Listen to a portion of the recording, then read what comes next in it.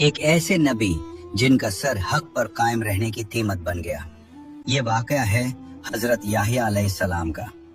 اس دور میں بنی اسرائیل پر ایک ظالم حکمران حکومت کر رہا تھا جس کا نام تھا بادشاہ ہیرودس۔ ہیرودس اپنی خواہشات کو قانون سے بالا تر سمجھتا تھا۔ اس نے ارادہ کیا کہ وہ اپنی ہی بھتیجی سے شادی کرے، حالانکہ یہ عمل اللہ کے حکم کے خلاف تھا۔ جب یہ بات حضرت یحییٰ تک پہنچی تو انہوں نے کسی خوف کے بغیر اعلان کیا، یہ نکاح حرام ہے اور میں اس پر خاموش نہیں رہ سکتا۔ یہ الفاظ بادشاہ کے لیے توہین بن گئے، لیکن اصل نفرت بادشاہ کی بیوی ہیرودیہ کے دل میں پیدا ہوئی۔ ہیرودیہ جانتی تھی کہ جب تک حضرت یحییٰ زندہ ہیں اس کی خواہش پوری نہیں ہو سکتی۔ موقع اس وقت آیا جب بادشاہ ہیرودس نے ایک بڑی محفل کا اہتمام کیا۔ دربار سجا ہوا تھا، شراب، موسیقی اور غرور ہر طرف تھا۔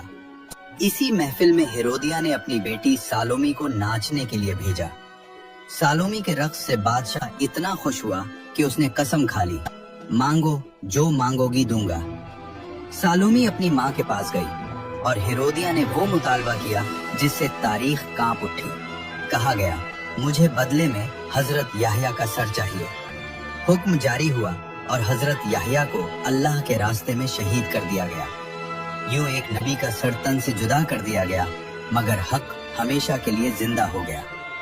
یہ واقعہ ہمیں سکھاتا ہے کہ حق بولنے والا اکیلا ہو سکتا ہے مگر ناکام کبھی نہیں۔ لوگ کہتے ہیں کہ کربلا میں حضرت امام حسین علیہ السلام کی مدد کے لیے کوئی نہیں آیا۔ اس دن وہاں کوئی انسان نہیں پہنچا بلکہ ایک جن آیا تھا جس کا نام زعفر جن تھا۔ عاشورہ کے دن وہاں شور اور جشن جاری تھا۔ اتنے میں دو جن اس کے تخت کے نیچے سے روتے ہوئے نکلے اور کہنے لگے، آقا، ہم آپ کے دربار میں آ رہے تھے لیکن ہمارا گزر کربلا سے ہوا۔ وہاں ہم نے مولا حسین علیہ السلام کے بدن پر زخم دیکھے، ان پر ظلم اور ستم کیا جا رہا تھا۔ اتنا سن کر زعفر جن کے دل میں آگ بھڑک اٹھی۔ اس نے فوراً جشن کو روک دیا، تلوار نکالی اور جنگی لباس پہنا اور لشکر لے کر چند ہی لمحوں میں کربلا پہنچ گیا۔ جعفر جن کہتا ہے، جب میں وہاں پہنچا تو دیکھا کہ میرے علاوہ بھی انبیاء، فرشتے اور جنات اپنی سیفیں لیے کھڑے تھے۔ میں سوچ رہا تھا کہ مولا حسین علیہ السلام تک میں کیسے پہنچوں۔ اتنے میں مولا حسین علیہ السلام نے پکارا، جعفر میرے پاس آؤ۔ جب میں وہاں پہنچا تو عرض کیا، مولا مجھے اجازت دیں، میں پل بھر میں دشمن کو بھسم کر دوں گا، ان سب کے وجود تک مٹا دوں گا۔ مگر مولا حسین علیہ السلام نے فرمایا، جعفر